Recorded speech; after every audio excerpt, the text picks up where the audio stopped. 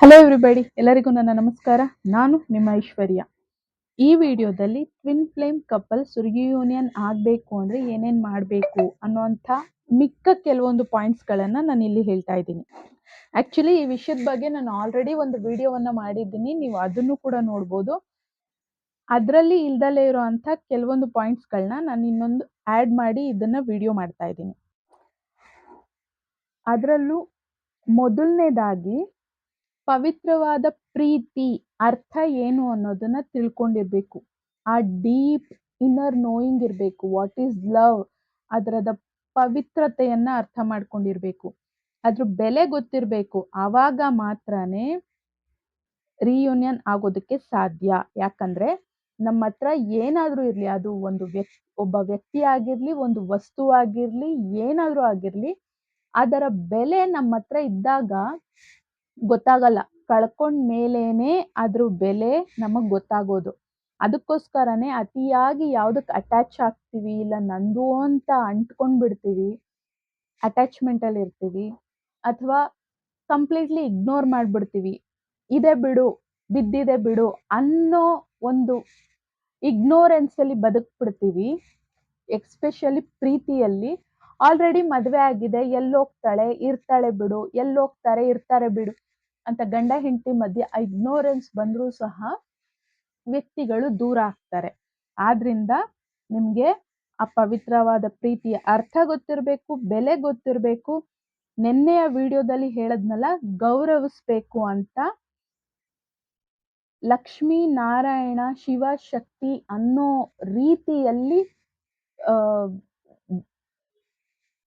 ಗೌರವಿಸ್ಬೇಕಾಗತ್ತೆ. ಮತ್ತೆ ಪ್ರೀತಿ ಅನ್ನೋದು completely detach ಆಗಿ ಒಂದು ಸಂಪೂರ್ಣ ಪ್ರೀತಿಯ ಆಳ ತಿಳ್ಕೊಂಡು ಪ್ರೀತಿಸ್ಬೇಕಾಗತ್ತೆ. ಡಿಟ್ಯಾಚ್ಮೆಂಟ್ ಆದ್ಮೇಲೆ ನಿಜವಾದ ಪ್ರೀತಿಯ ಅರ್ಥವನ್ನ ತಿಳ್ಕೊಂಡು ಹೇಗೆ ಬದುಕಬೇಕು ಅನ್ನೋಂಥದ್ದು ಕಲಿತೀವಿ. ನಾನು ದೇಹ, ಅವರು ನನ್ನ ಪ್ರಾಣ ಅನ್ನೋ ತರ ಒಬ್ರಿಗೊಬ್ರು ಅಷ್ಟ್ರ ಮಟ್ಟಿಗೆ ಪ್ರೀತಿಸ್ಬೇಕಾಗತ್ತೆ. ಇದು ಒಂದ್ ಪಾಯಿಂಟ್. ಹೋದ ವಿಡಿಯೋಗಳಲ್ಲಿ ಇದರಲ್ಲಿ ಯಾವುದನ್ನು ಹೇಳಿಲ್ಲ ಅಂತ ಅನ್ಕೊಂತೀನಿ. ಅಲ್ಲಿಂದ ಕಂಟಿನ್ಯೂ ಮಾಡ್ತಾ ಇದ್ದೀನಿ, ನೀವು ಅದನ್ನು ಸಹ ನೋಡ್ಬೇಕಾಗತ್ತೆ. ಆಮೇಲೆ ಇಬ್ಬರ ಮನೆಯಲ್ಲಿ ಪ್ರತಿಯೊಬ್ರು, ಚಿಕ್ಕವರಿಂದ ದೊಡ್ಡವರಿಂದ ಚಿಕ್ಕವರವರೆಗೂ ಪ್ರತಿಯೊಬ್ರು ಸಂತೋಷದಿಂದ ಒಪ್ಕೊಂಡಿರ್ಬೇಕು. ನೀವು ಸಿಂಗಲ್ ಟ್ವಿನ್ ಫ್ಲೇಮ್ ಕಪಲ್ ಆದ್ರೂ, ಅದರಲ್ಲೂ ಎಸ್ಪೆಷಲಿ ನಿಮ್ಗೆ ಆಲ್ರೆಡಿ ಮದುವೆ ಆಗಿದೆ, ಅವರೇ ನಿಮಗೆ ಬೇಕು ಅಂದ್ರೆ ನಿಮಗೆ ಅದಕ್ಕೆ ಎಸ್ಪೆಷಲಿ ಫಾರ್ ಮ್ಯಾರಿಡ್ ಕಪಲ್ ಅಂತ ನಾನು ಹಾಕಿರೋದು. ಮದುವೆ ಆಗಿರೋರ್ಗಂತೂ ಅವರು ಸಹ ನಿಮ್ಮ ಮನೆಯಲ್ಲಿ ಪ್ರತಿಯೊಬ್ರು ಒಪ್ಕೊಂಡಿರ್ಬೇಕು, ಸಂತೋಷದಿಂದ ಒಪ್ಕೊಂಡಿರ್ಬೇಕು. ಅದು ಕೂಡ ಅದರಲ್ಲೂ ಮದುವೆ ಆಗಿರೋರ್ಗೆ ಕಾರ್ಮಿಕ್ ಪಾರ್ಟ್ನರ್, ನಿಮ್ಗೆ ಯಾರ ಜೊತೆ ಮದುವೆ ಆಗಿರುತ್ತೆ ಅವರ ಒಪ್ಪಿಗೆ ಸಹ ಇರ್ಬೇಕಾಗತ್ತೆ. ಅಥವಾ ಅವರು ನಿಮ್ಮ ಜೀವನದಿಂದ ಕಂಪ್ಲೀಟ್ ಆಗಿ ದೂರ ಆಗಿರ್ಬೇಕಾಗತ್ತೆ. ಅದರಲ್ಲೂ ಏನಾದ್ರೂ ಮದುವೆಲಿ ಮಕ್ಕಳಿದ್ರೆ ಮಕ್ಕಳು ಕೂಡ ಮನಸ್ಫೂರ್ತಿಯಾಗಿ ಒಪ್ಕೊಂಡಿರ್ಬೇಕು. ಮತ್ತೆ ನಿಮ್ಮ ಪಾರ್ಟ್ನರ್, ಈಗ ಡಿವೈನ್ ಪಾರ್ಟ್ನರ್ ಏನಿದ್ದಾರೆ, ಅವರು ನಿಮ್ಮನ್ನ ಪವಿತ್ರವಾದ ಆತ್ಮವಾಗಿ ಸ್ವೀಕಾರ ಮಾಡಬೇಕು. ಅವರು ನಿಮ್ಮ ದೇಹವನ್ನ ನೋಡಿದ್ರೆ ಮದುವೆ ಆಗಿ ಮಗು ಆಗಿರೋ ಆ ದೇಹ ಮಾತ್ರನೇ ಕಾಣಿಸುತ್ತೆ. ಅವಾಗ ಅದು ರಿಯೂನಿಯನ್ಗೆ ಬರೋದಿಲ್ಲ. ಕಂಪ್ಲೀಟ್ಲಿ ಅವ್ರು ಹೀಲ್ ಆಗಿ ನಿಮ್ಮನ್ನ ಒಂದು ಪವಿತ್ರವಾದ ಆತ್ಮವಾಗಿ ನೋಡಿದಾಗ ನೀವು ಪವಿತ್ರ ಪಾವನೆ ಅನ್ನೋ ಅಂಥದ್ದು ಸಂಪೂರ್ಣವಾಗಿ ನಂಬಿ ಅದೇ ರೀತಿಯಲ್ಲಿ ಸ್ವೀಕಾರ ಮಾಡ್ಬೇಕಾಗತ್ತೆ. ನೀವು ಕೂಡ ಅಷ್ಟೇ ಪವಿತ್ರವಾಗಿರ್ಬೇಕಾಗತ್ತೆ. ಇದು ಹೆಣ್ಣಿಗೆ ಗಂಡಿಗೆ ಅಂತ ಸಪ್ರೇಟ್ ಏನೂ ಇಲ್ಲ, ಇಬ್ರಿಗೂ ಕೂಡ ಸೇಮ್ ನಾನು ಹೇಳ್ತಾ ಇರೋವಂಥದ್ದು. ಮದುವೆಯಲ್ಲಿ ಮಗು ಇದ್ರೆ ಬರುವಂಥ ನಿಮ್ಮ ಪಾರ್ಟ್ನರ್ ನಿಮ್ಮ ಮಗುವನ್ನು ಸ್ವಂತ ಮಗು ಅನ್ನೋ ರೀತಿಯಲ್ಲಿ ಸಂಪೂರ್ಣವಾಗಿ ತಂದೆ ತಾಯಿಯ ಪ್ರೀತಿಯನ್ನು ಕೊಟ್ಟು ಸಂಪೂರ್ಣವಾಗಿ ಅವರನ್ನು ಕೂಡ ಮನಸ್ಫೂರ್ತಿಯಾಗಿ ಸ್ವೀಕಾರ ಮಾಡಬೇಕಾಗತ್ತೆ. ನಿಮ್ಮ ಹಿಂದಿನ ಮದುವೆಯಲ್ಲಿ ಹಳೆ ಎನರ್ಜಿಗಳನ್ನ ಕ್ಲೀನ್ ಮಾಡ್ಕೊಳ್ಬೇಕಾಗತ್ತೆ. ದೇಹ, ಬುದ್ಧಿ, ಮನಸ್ಸಿನಿಂದ ಸಂಪೂರ್ಣವಾಗಿ ಅವರ ಒಂದು ಎನರ್ಜಿಯನ್ನು ತೆಗೆದು ಹಾಕ್ಬೇಕಾಗತ್ತೆ. ಯಾಕಂದ್ರೆ ಎಷ್ಟೇ ಜಗಳ ಆಗಿದ್ರೂ ಸಹ ಏನು ನೋವುಗಳಾಗಿರುತ್ತೆ ಅದೆಲ್ಲ ಡೀಪ್ ಉಂಡಾಗಿ ನಿಮ್ಮ ಒಂದು ಸಿಸ್ಟಮ್ ಅಲ್ಲಿ, ದೇಹ, ಬುದ್ಧಿ, ಮನಸ್ಸಿನ ಮೇಲೆ ತುಂಬಾ ಗಾಯಗಳಾಗಿರುತ್ತೆ. ಅದೆಲ್ಲ ಗಾಯಗಳು ಸಂಪೂರ್ಣವಾಗಿ ವಾಸಿಯಾಗಿರ್ಬೇಕು. ಹೀಲ್ ಮಾಡ್ಕೊಂಡಿರ್ಬೇಕಾಗತ್ತೆ. ಮತ್ತೆ ಎಷ್ಟೇ ಜಗಳ ಆಗಿದ್ರೂ ಸಹ ಅವ್ರ ಜೊತೆ ಕೆಲವೊಂದು ಸ್ವೀಟ್ ಮೆಮೊರೀಸ್ ಇರತ್ತೆ.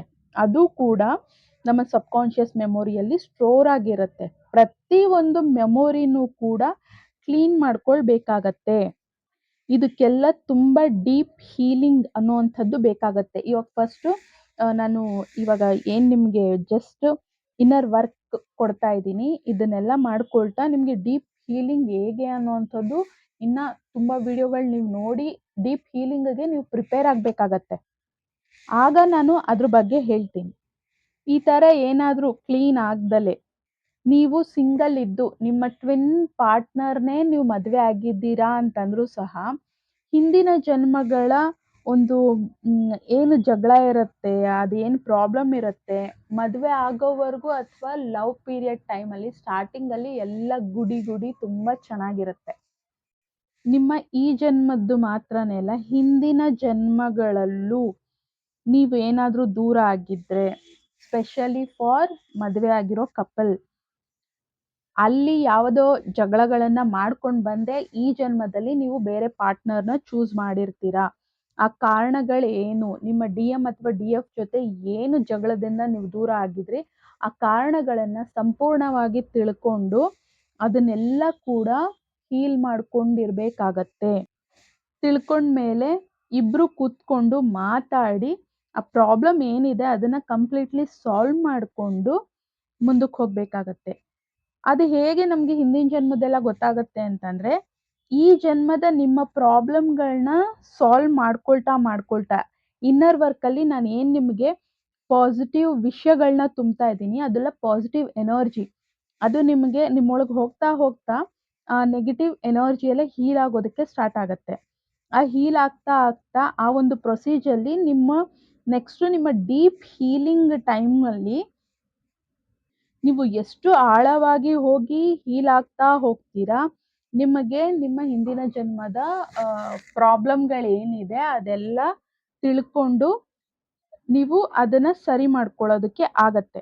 ಈವನ್ ಇದೆಲ್ಲದಕ್ಕೂನು ಸಹ ನಾನು ನಿಮಗೆ ಹೆಲ್ಪ್ ಮಾಡ್ತೀನಿ, ಗೈಡ್ ಮಾಡ್ತೀನಿ. ಈವನ್ ಕೆಲವ್ರಿಗೆ ಡೀಪ್ ಹೀಲಿಂಗ್ ಆಗ್ತಾ ಯಾರದೇ ಹೆಲ್ಪ್ ಇಲ್ದಲೆ ನಿಮಗೆ ಗೊತ್ತಾಗಿ ನೀವು ಹೀಲ್ ಆಗೋ ಚಾನ್ಸಸ್ ಇರುತ್ತೆ. ಕೆಲವ್ರಿಗೆ ಕೆಲವೊಂದ್ಸಲಿ ಹೆಲ್ಪ್ ಬೇಕಾಗತ್ತೆ. ಆದರೆ ಪ್ರತಿಯೊಬ್ಬರಿಗೂ ಕೂಡ ಗುರುವಿನ ಗೈಡೆನ್ಸ್ ಬೇಕಾಗತ್ತೆ. ನಾನು ಇಲ್ಲಿವರೆಗೂ ಬಂದಿರೋದು ಕೂಡ ನನ್ನ ಗುರುವಿನ ಗೈಡೆನ್ಸ್ ಇಂದಾನೆ.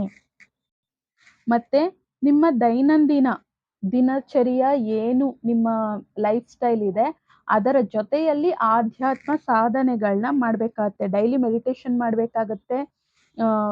ವಿಡಿಯೋಸ್ ನೋಡಿ ನಿಮ್ಮ ಗುರುಗಳು ಯಾರಾದರೂ ಆಗಿರಲಿ, ನಾನಾಗಿರ್ಬೋದು, ಬೇರೆಯವರಾಗಿರ್ಬೋದು, ಯಾರೇ ಇದ್ದರೂ ಅವರ ಗೈಡೆನ್ಸ್ಗಳನ್ನ ಸರಿಯಾಗಿ ಫಾಲೋ ಮಾಡ್ತಾ ನೀವು ನಿಮ್ಮ ಒಂದು ಆಧ್ಯಾತ್ಮ ಸಾಧನೆಯನ್ನ ಮುಂದುವರಿಸ್ಕೊಳ್ತಾ ಹೋಗ್ಬೇಕಾಗತ್ತೆ.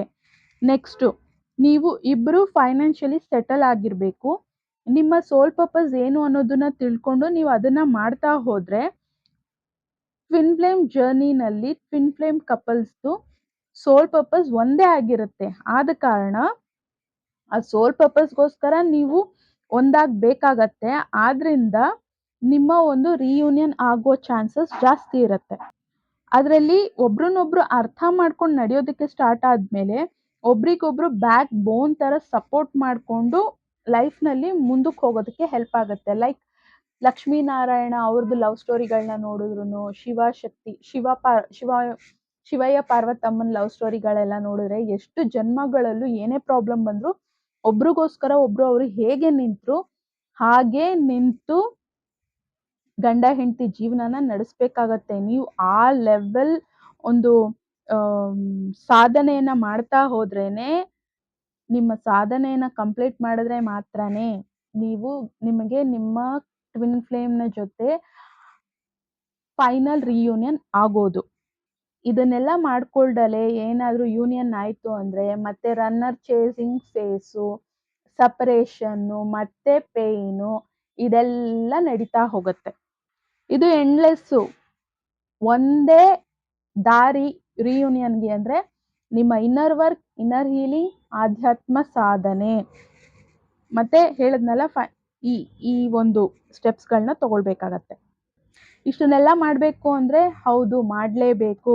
ಇನ್ನರ್ ಹೀಲಿಂಗ್ ಅನ್ನೋದು ನಮ್ಮ ಜೊತೆಯಲ್ಲಿ ನಮಗೆ ಆಗುವಂಥ ಯುದ್ಧ. ಇದು ತುಂಬ ಅಲ್ಲ, ತುಂಬ ಪೇನ್ಫುಲ್ ಪ್ರೊಸೀಜರ್. ನಾನು 2 ವರ್ಷದಿಂದ ಇನ್ನರ್ ಹೀಲಿಂಗ್ ಟೈಮಲ್ಲಿ ಎಷ್ಟು ಹತ್ತಿದ್ದೀನಿ, ಒಂದೊಂದ್ಸಲಿ ಕನಸಲ್ಲಿ ವಿಷಯಗಳು ನನಗೆ ಗೊತ್ತಾಗಿ ಮಧ್ಯರಾತ್ರಿ ಎಲ್ಲ ಕುತ್ಕೊಂಡು ಹತ್ತಿದ್ದೀನಿ. ಸೊ ಆ ರೀತಿಯಾದ ಒಂದು ಡೀಪ್ ಪೇನಲ್ಲಿ ಹೋಗಬೇಕಾಗತ್ತೆ.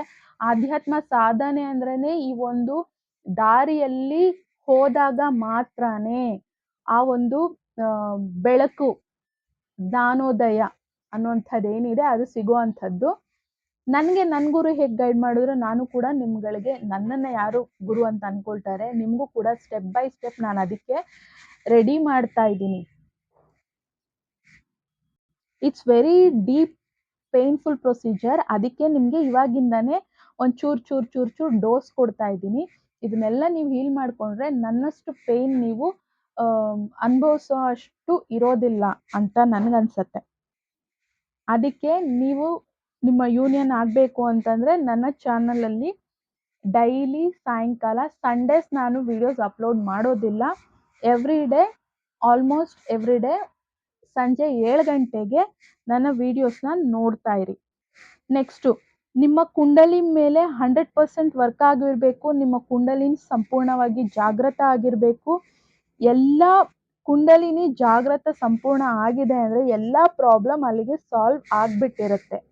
ಎಲ್ಲ ಪ್ರಾಬ್ಲಮ್ ನಿಮ್ಮ ಇನ್ನರ್ ಹೀಲಿಂಗು, ಇನ್ನರ್ ವರ್ಕ್ ಎಲ್ಲ ಮುಗಿಸಿ ನಿಮ್ಮ ಇನ್ನರ್ ಡೀಪ್ ಹೀಲಿಂಗ್ ಎಲ್ಲ ಮಾಡಿಕೊಂಡು ಎಲ್ಲ ಬಿಟ್ಬಿಟ್ರಿ ಅಂದರೆ ಅದಾದ್ಮೇಲೆ ಮಾತ್ರನೇ ಕುಂಡಲಿನಿ ಕಂಪ್ಲೀಟಾಗಿ ಅವೈಕನ್ ಆಗೋದು. ನಿಮ್ಮ ಕುಂಡಲಿನಿ ಸಂಪೂರ್ಣವಾಗಿ ಅವೈಕನ್ ಆಯಿತು ಅಂತಂದರೆ ನಿಮ್ಮ ಪ್ರಾಬ್ಲಮ್ ಎಲ್ಲ ಆಲ್ರೆಡಿ ಸಾಲ್ವ್ ಆಗಿದ್ರೆ ಮಾತ್ರನೇ ಅವೈಕನ್ ಆಗುತ್ತೆ. ಇನ್ನು ಮುಂದೆ ಬರೋವಂಥ ಪ್ರಾಬ್ಲಮ್ನು ನೀವು ಈಸಿಯಾಗಿ ಸಾಲ್ವ್ ಮಾಡಿಕೊಂಡು ನಿಮಗೆ ಮುಂದೆ ಹೋಗೋದಕ್ಕೆ ಸಹಾಯ ಮಾಡೋದು ಕೂಡ ಕುಂಡಲಿನಿ, ನಿಮ್ಮ ಶಕ್ತಿನೇ. ನಿಮ್ಮ ಕುಂಡಲಿನಿ ಅವೈಕನ್ ಆದಮೇಲೆ ಎಂಥದೇ ಪ್ರಾಬ್ಲಮ್ ಬಂದರೂ ಹೇಗೆ ಅದನ್ನು ಸಾಲ್ವ್ ಮಾಡ್ಕೊಂಡು ಹೋಗಬೇಕು ಅನ್ನೋಂಥ ನಾಲೆಡ್ಜ್ ನಿಮ್ಮ ಸ್ವಂತ ಆಗಿರುತ್ತೆ. ನಿಮ್ಮ ಲೈಫ್ ತುಂಬ ಚೆನ್ನಾಗಿ ಸಾಗ್ತಾ ಹೋಗುತ್ತೆ. ನಾನು ಆಲ್ರೆಡಿ ಕುಂಡಲಿನಿ ಕ್ಲಾಸಸ್ ಎಷ್ಟು ಅಟೆಂಡ್ ಮಾಡಿದ್ದೀನಿ ಗೊತ್ತಾ? 2020ನಲ್ಲಿ 21 ಡೇಸ್ದು ಒಂದು ಕೋರ್ಸ್ ಮಾಡಿದ್ದೆ. ಅದಾದಮೇಲೆ ಕ್ರಿಯಾಯೋಗ ಅಂತ 2 ಡೇಸ್ದು ಒಂದು ಕೋರ್ಸ್ ಮಾಡಿದೆ. ಅದಾದಮೇಲೆ ಕುಂಡಲಿನಿ ಕ್ಲಾಸು ಲಾಸ್ಟ್ ಇಯರಲ್ಲೇ ಈ 3 ಮಾಡಿರೋದು. ಒಂದು ಕ್ರಿಯಾಯೋಗ ಲಾಸ್ಟ್ ಇಯರ್ 24 ಮಾರ್ಚಲ್ಲಿ ಮಾಡಿದ್ದೀನಿ. ಕುಂಡಲಿನಿ ಕ್ಲಾಸು ಲಾಸ್ಟ್ ಇಯರು ಮತ್ತು ಈ year something last year or ಈ ಇಯರ್ 2 ಸಲ ಅಟೆಂಡ್ ಮಾಡಿದ್ದೀನಿ. ಫಸ್ಟ್ ಸಲ ನಾನು ಕುಂಡಲಿನಿ ಕ್ಲಾಸಸ್ ಅಟೆಂಡ್ ಮಾಡಿದ್ದೀನಲ್ವಾ ಅಂತೇಳಿ ಇಗ್ನೋರ್ ಮಾಡಿದೆ.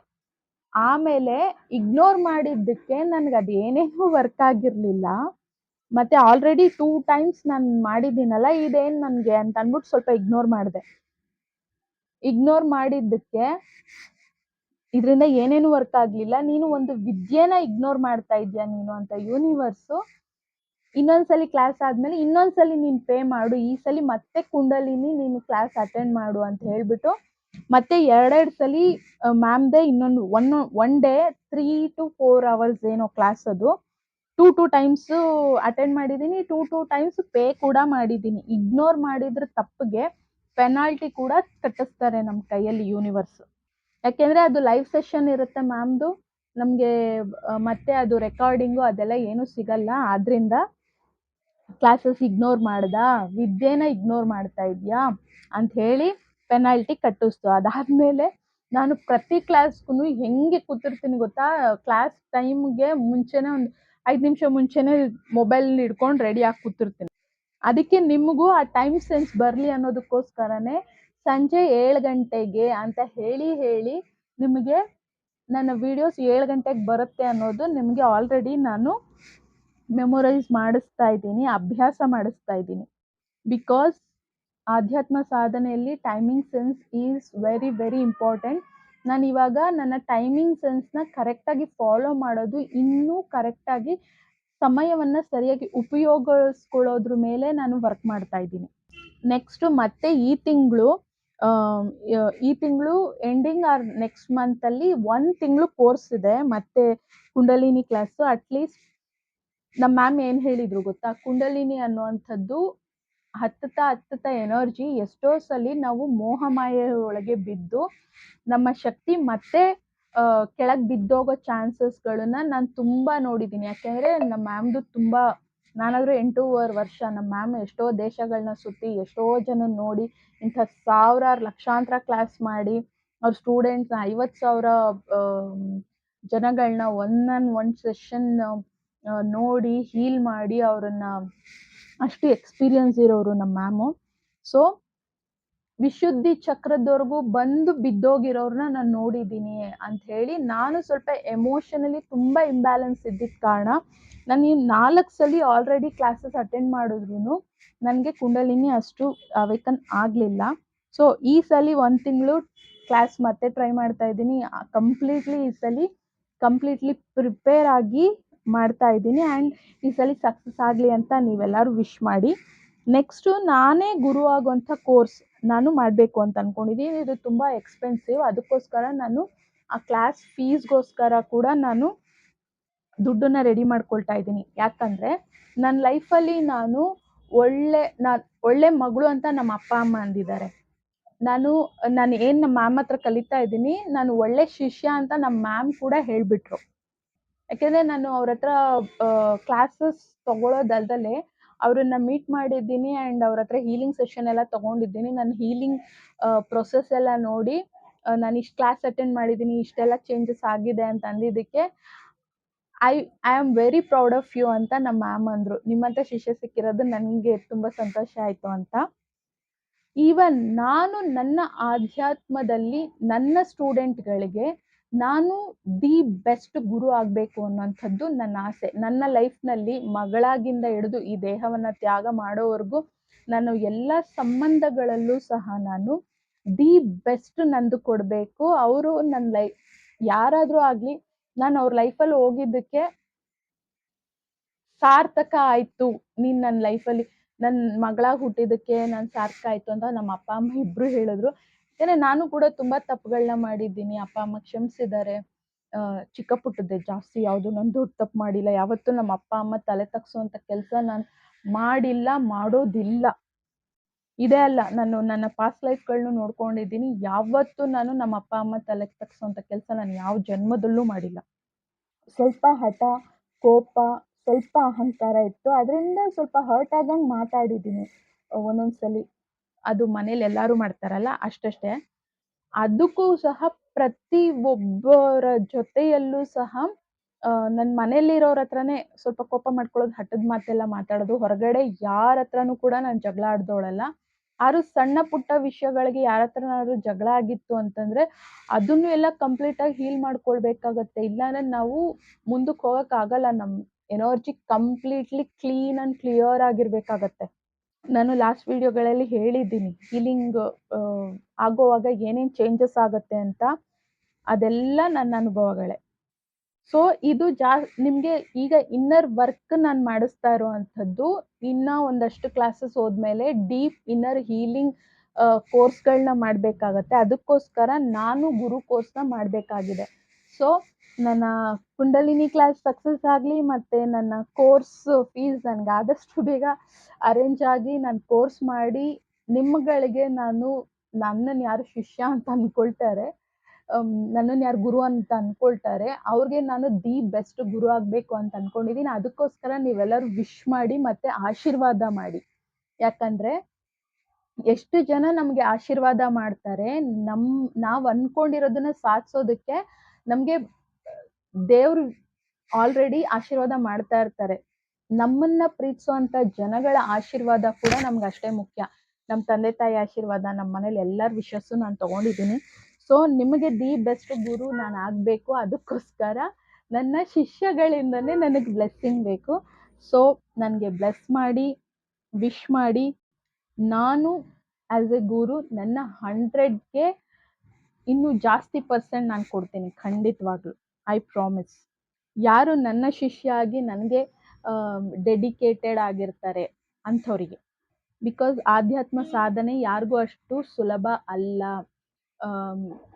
ಶಿಷ್ಯ ಗುರುವಾಗಿ ಶಿಷ್ಯನ ಸ್ವೀಕಾರ ಮಾಡ್ಬಿಡ್ತಾರಂತೆ. ಆದ್ರೆ ಗುರು ಶಿಷ್ಯನ ಸ್ವೀಕಾರ ಮಾಡಿ ಅವ್ರಿಗೆ ವಿದ್ಯೆಗಳನ್ನ ಹೇಳ್ಕೊಟ್ಟಾಗ ಮಾತ್ರನೇ ಇದಾಗೋದು.